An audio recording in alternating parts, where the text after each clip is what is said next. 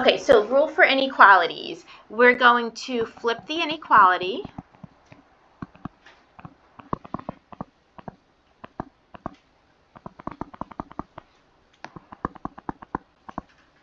When we multiply or divide by a negative number.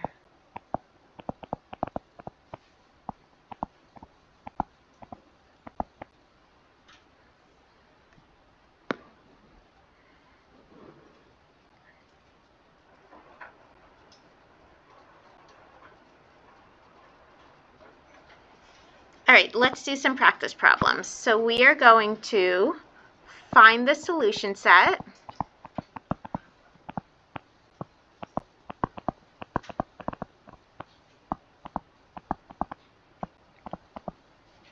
And graph on a number line.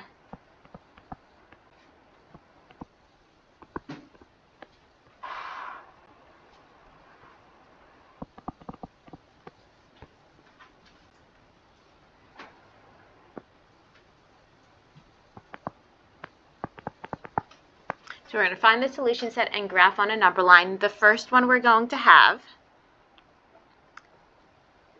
is, let's keep it a little, oh, this is fine. 8 minus 3x is less than 2x plus 28.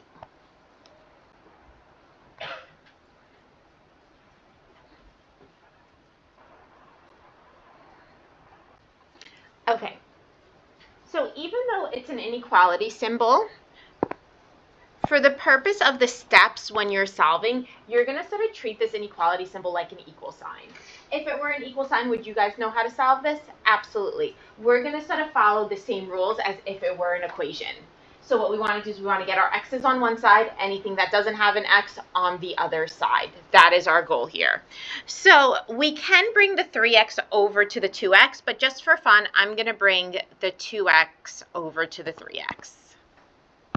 So I'm going to subtract 2x on both sides. And when I subtract that 2x on both sides, I'm going to have 8 minus 5x is less than 28. Then I'm going to subtract the 8. And we are going to have negative 5x is less than 20. Our next step here is dividing by negative 5. But remember our rule, whenever you divide by a negative, what must you do? Flip the sign. So we're going to now flip the sign. So x is no longer less than, x is now greater than negative 4. So now I said find the solution set. Right? You need to know what that means. The solution set means you have to write it in a solution set. How do we write it in a solution set, or also sometimes called set notation? The way you write something in a solution set or in set notation is you have to open up squiggly brackets, and then you're going to write down whatever variable you're using. What variable was in this problem? X. So you're going to say x and then a slash. That slash means such that. So x such that, and now you're going to write your inequality. X is greater than negative 4. Close your squiggly brackets. This is called set notation, also known as a solution set.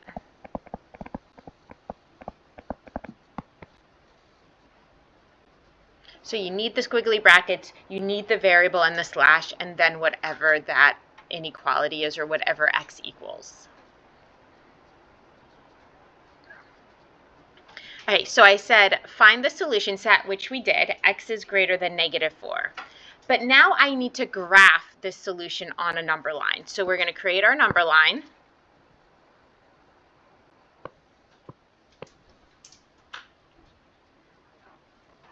I always put a 0 for a frame of reference. You don't really have to if you don't want to. The main number that needs to be on your number line is really just the reference number in our inequality. So our reference number in our inequality is negative 4. So I'm going to go and I'm going to say, well, I'll put negative 4 here.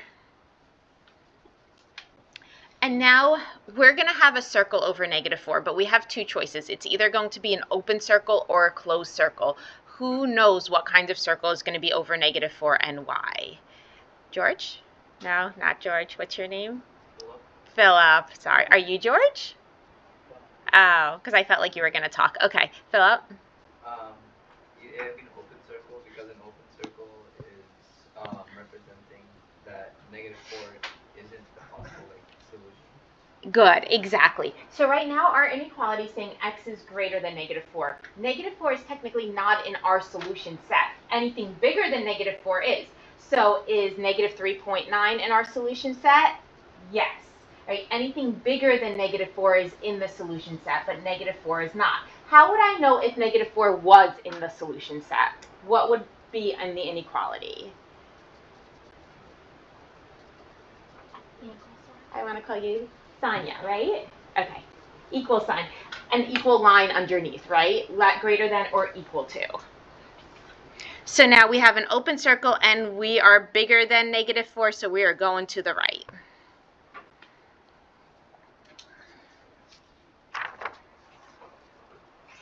All right, you all try this one and then we'll move on and step it up.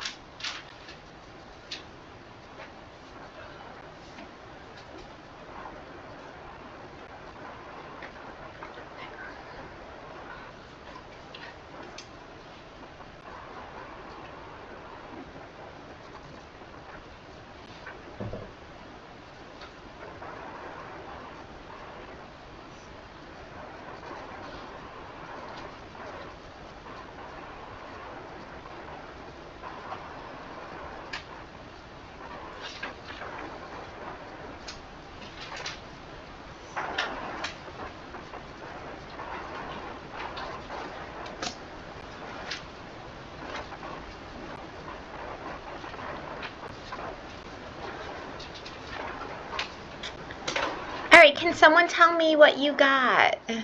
What was an answer? In the back, what's your name? The striped shirt? Oh, no, in the striped shirt, yeah. Noah. Noah? X is less than or equal to 7 halves. Perfect. Now, 7 halves is great. If for the purpose of graphing, I always say leave it improper, but for me, visually, like for me to graph it, I see 3.5 better than I see 7 halves. So if you did 7 halves, I love it. If you wrote x is less than or equal to 3.5, also great. Right? But now we want to write it as a solution set, right? So as our solution set, we're going to do our squiggly brackets. We're going to do x such that x is less than or equal to 3.5. And like I said, the only reason I personally changed it to a decimal just because I'm plotting the point, and for me, I see 3.5 quicker than I see 7 halves. So now we are going to do our number line, make our number line. Do you have to put 0? No. All you really have to do is have your reference number. So I'm saying here is 3.5. And now, is it an open circle or closed circle? Closed, because it's less than or equal to, and we're going to the left. Anybody need to see how we got 7 halves or 3.5? Anybody need to see that? Okay, let's move on then.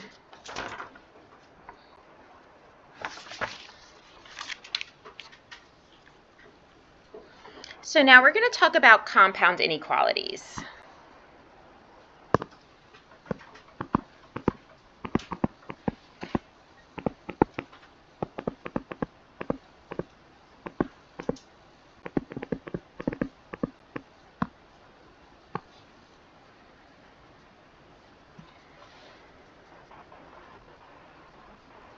Okay, in compound inequalities, we have two scenarios. We have an OR scenario, where sometimes they use this union symbol. This means OR.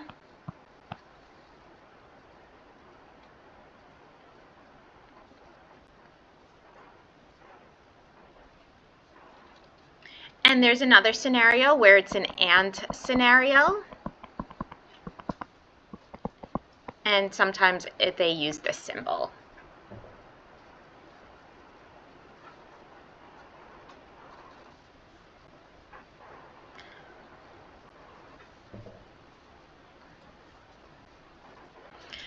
Okay, so OR is our more inclusive compound inequality word. Let's say OR was a person having a party. He's like, okay, well, you can come to my party if you're wearing a blue shirt or you have long hair. I don't know. So as long as you're wearing a blue shirt or you have long hair, you can go to the party. That's OR. So basically, everyone's invited. And is a little bit more exclusive. Okay, and is very exclusive. They're like, no, and you can't come to my party unless you have long hair and you're wearing a blue shirt. So if you don't have both, you can't make it to the final round, right? Or everyone's making it to the party and only very few are making it to the party. It has to fit both criteria. So let's do a problem.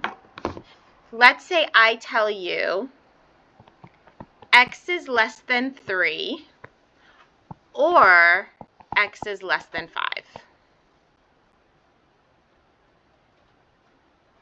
Oh, sorry, I forgot to write this down. So OR is the union of both parts.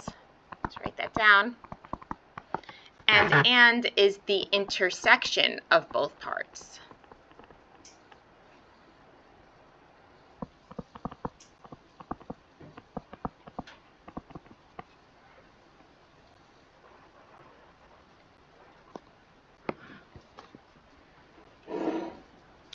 Okay, so when I have these compound inequalities, what I do for me is I like to, well, sometimes you're going to have to solve the inequality. So you'd solve the inequality. Then what I like to do is I like to sketch both inequalities. And when I sketch both inequalities, I like to have both reference numbers on both number lines. So what does that mean? That means here's my 0, 1, 2, 3, 4, 5. So notice I have the 3 and I have the 5. So the first one is saying x is less than 3. So I'm going to do an open circle over 3 and I'm going to go to the left. Now I'm going to sketch the second inequality. And I'm going to sort of match up my number line. So we have 0, 1, 2, 3, 4, 5. Just so we're looking at both graphs under the same scale.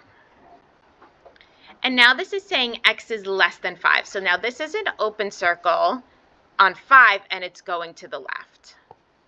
So remember, the word OR is saying, well, if you're in the first graph or if you're in the second graph, you're making it to the final round, right? If you're in the first graph or you're in the second graph, you're making it to the final round.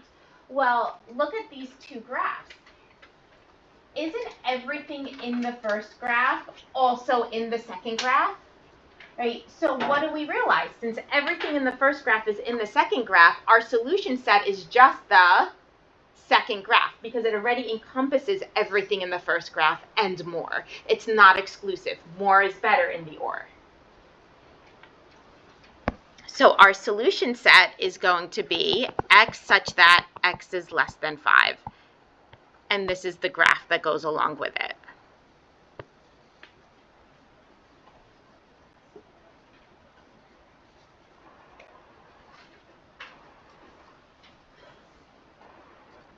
when it comes to like representing a union with, for example, like x is less than 3 and then x is like greater than like 5, how would we be able to like put like, I guess, make it equal? It would be all real numbers at that point.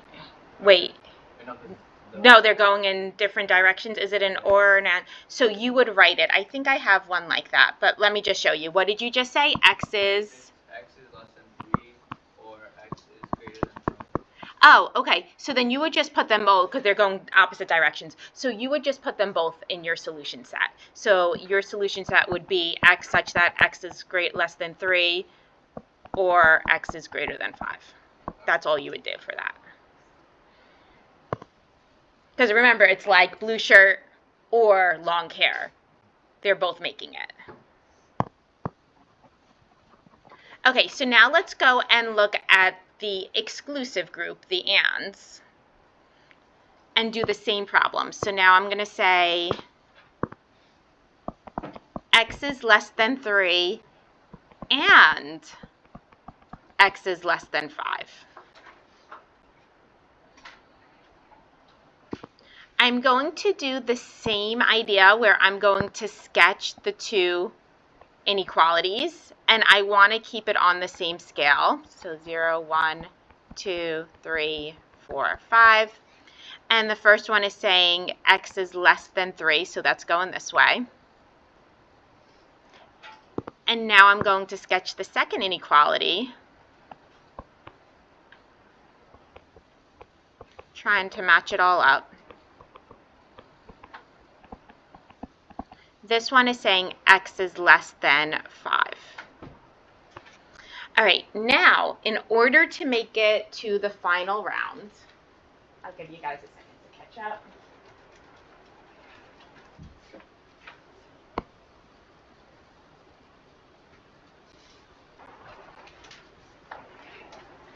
In order to make it to the final round, it has to be in the first graph, and it also has to be in the second graph.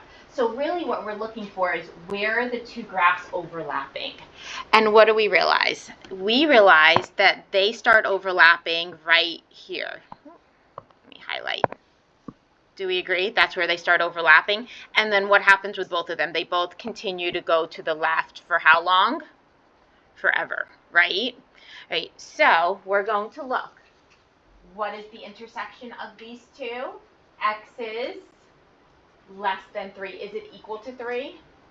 No, because the first graph's not equal to 3. So this is just x is less than 3. So we're going to make our solution set. X such that x is less than 3. And the number line that goes along with it is that.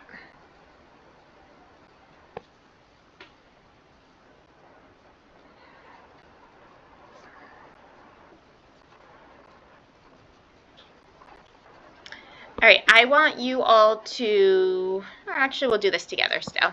We're going to find the solution set.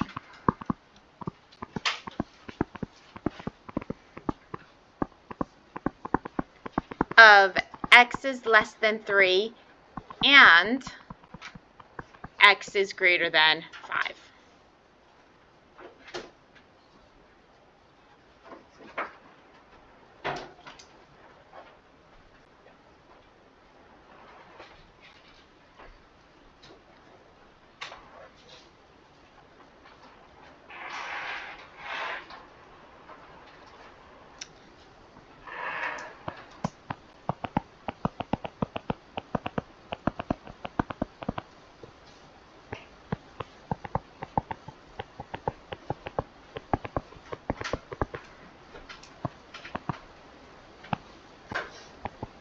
What do you all realize when you sketch it? Yeah, there's no overlap at all. What do you think that means? No solution. This is an empty set or a no solution.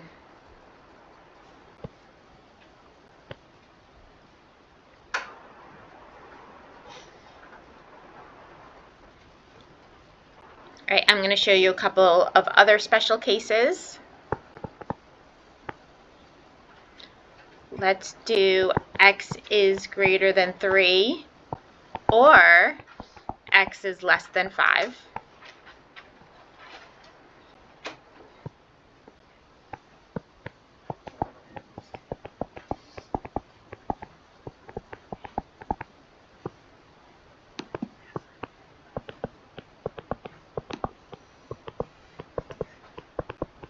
So x is greater than 3 is looking like that. X is less than 5 is looking like that.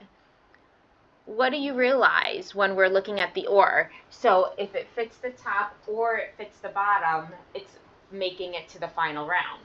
Well, is there, between the two graphs, is there a number that's excluded here at all? No. So this is a special case. It's taking account for every single number on these number lines. How do we represent that? It is. It's all real numbers. So this is going to be x such that, and then you guys could just represent it with that. Do you guys know all real numbers is the r with the two lines?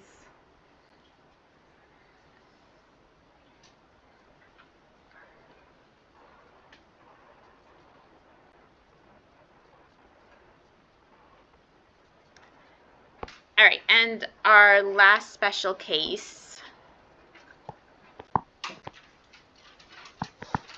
x is greater than, x is less than or equal to 3, and x is greater than or equal to 3. So x is less than or equal to 3, and x is greater than or equal to 3.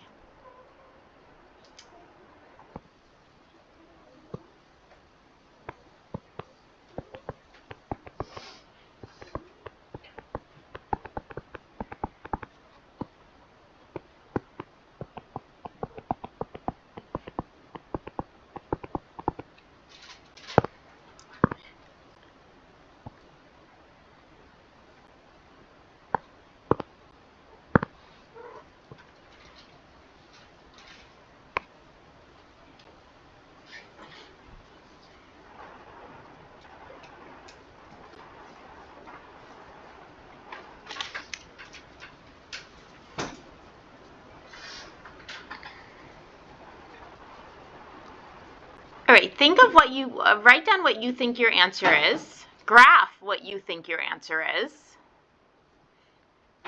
and then check with the neighbor.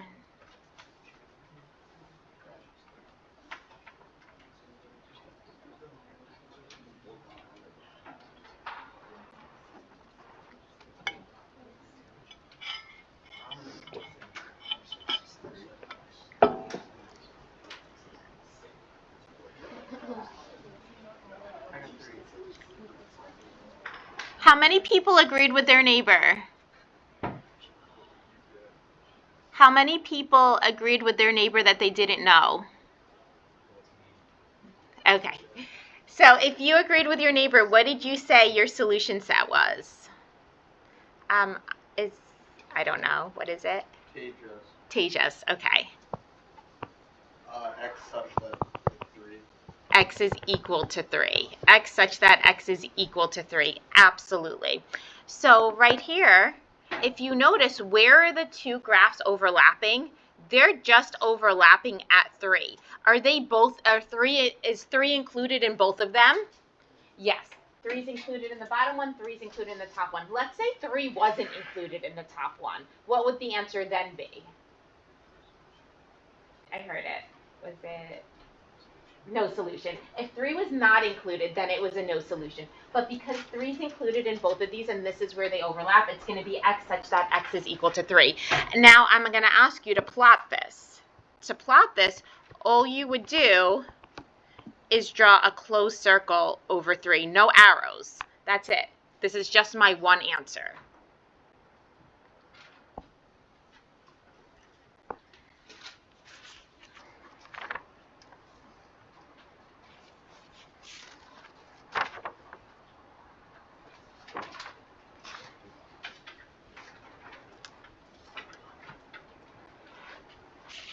Okay, I want you to try this next one on your own. I want you to find the solution set.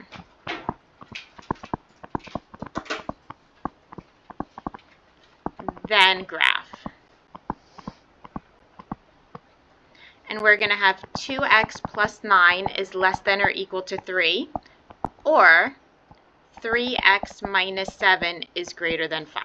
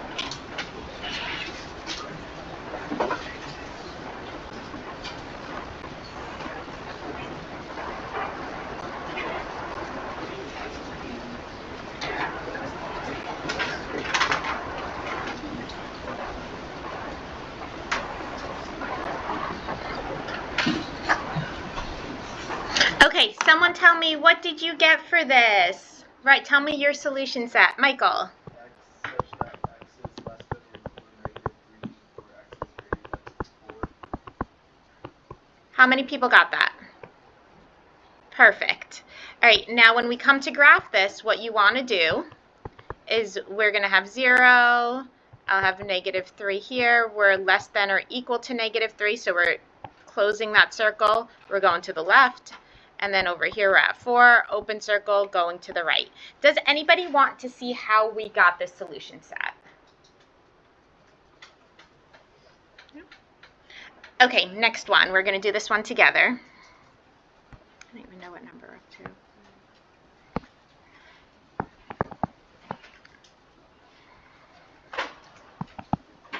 -3y is less than 2y minus 10, which is less than or equal to 1.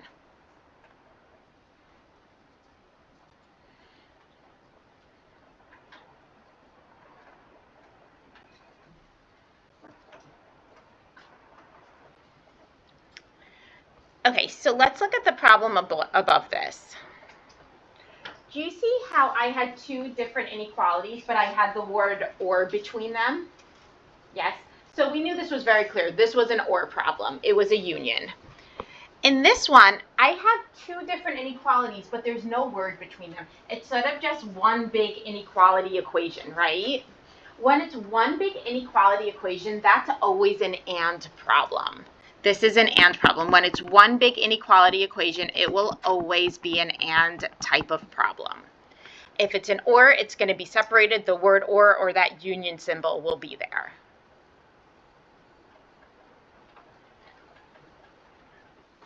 So now how do we split this inequality? How do we split it and put that word and there?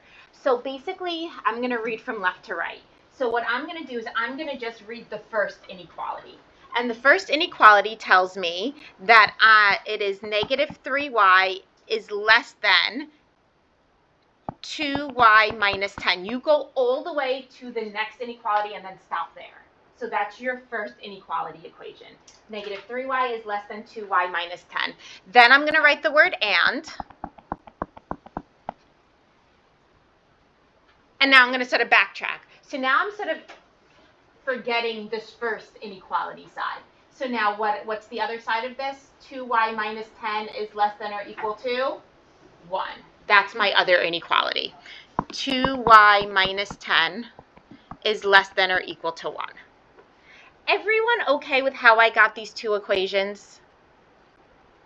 Okay, now we just solved these inequalities. So now I'm going to subtract 2y on both sides. And I'm going to have a negative 5y is less than negative 10. This next step is dividing by negative 5. But what happens when you divide by a negative? We flip our sign. So we're going to now have y is not less than, y is now greater than positive 2. Now I'm going to go to my second inequality, and I'm going to solve that. So we're going to add 10 on both sides. Oh, I want to make this nicer.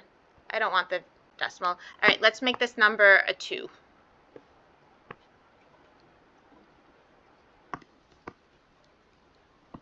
Sorry, guys, let's make that number a 2. So now we're going to have 2y is less than or equal to 12, so y is less than or equal to 6.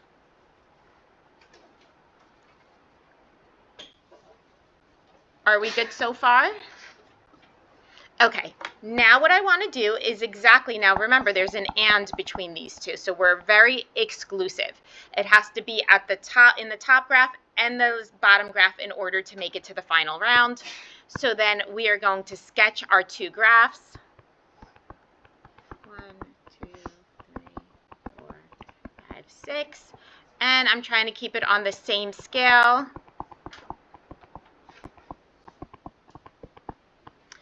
And in the top graph, we have y is less than 2. So we're open circle over 2, arrow, oh, sorry, y is greater than 2, not less than 2.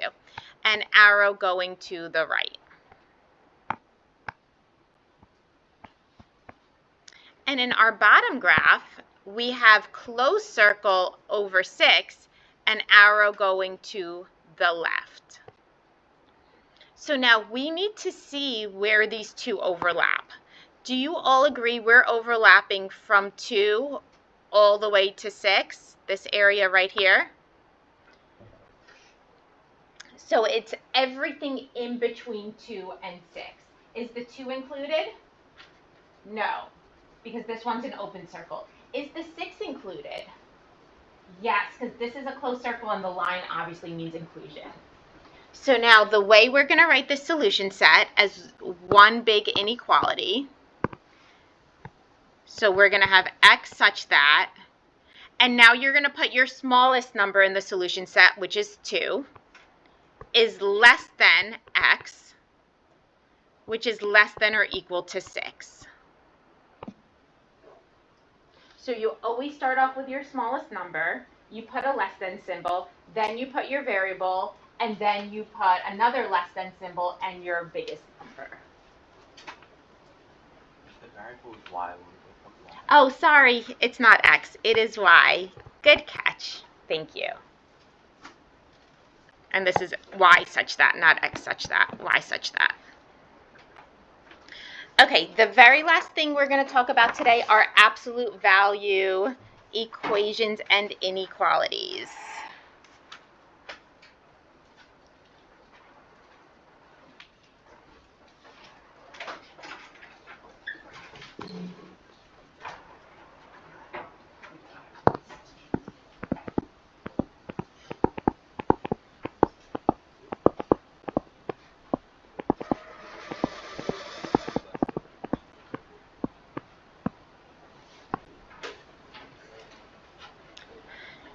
Okay, so we know if the absolute value of x is equal to 12, what are our possible values for x? If the absolute value is equal to 12, we know.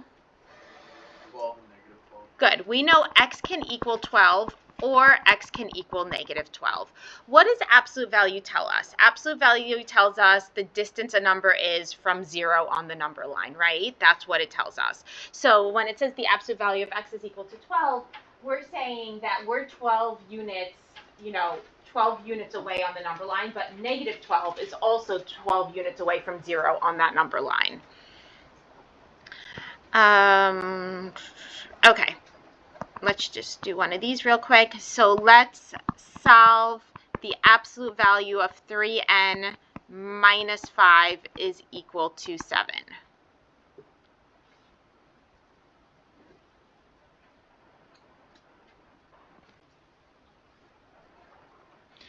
Okay, if you remember from Algebra 1, anytime you have an absolute value equation, what you want to account for is that this expression inside the absolute value lines can be positive, and this expression in the absolute value lines can also be negative, right? Because it's still going to give us that positive outcome.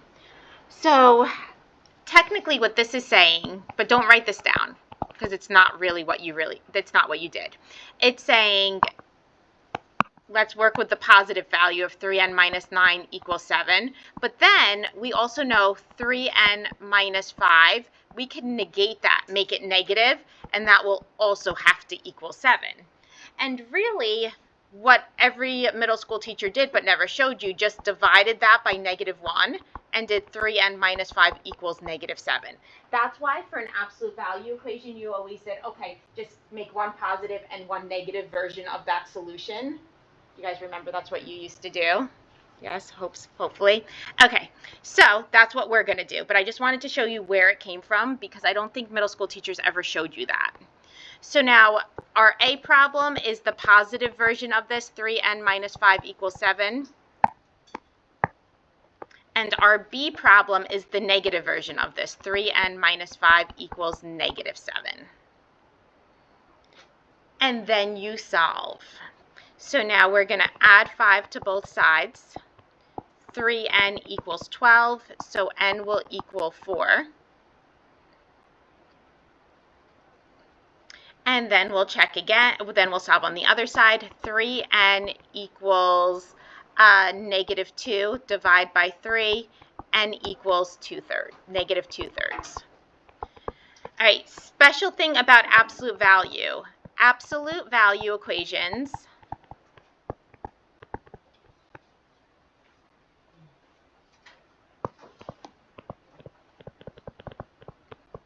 for absolute value equations, check solutions to make sure they work. So that means in some scenarios, a solution may not work. So how do you check? You plug back into the original.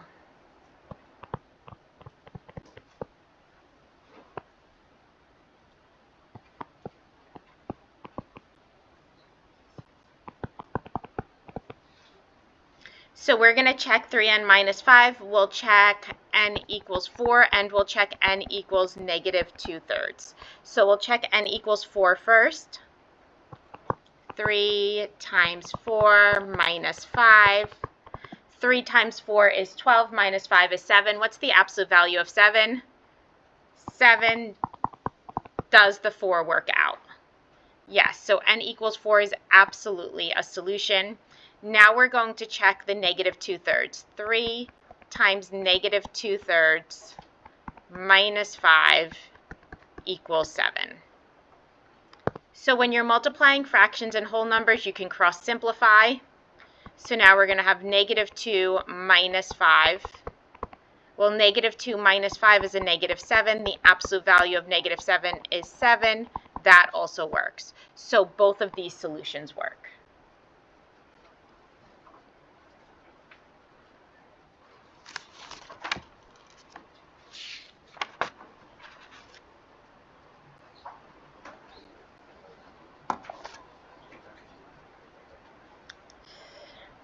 Let me see how long this lesson is. Okay, we're going to save. We're going to stop here. There is another part of inequalities that I didn't show you, but that's okay. We're going to do more of this next class. I will not assign you any homework either.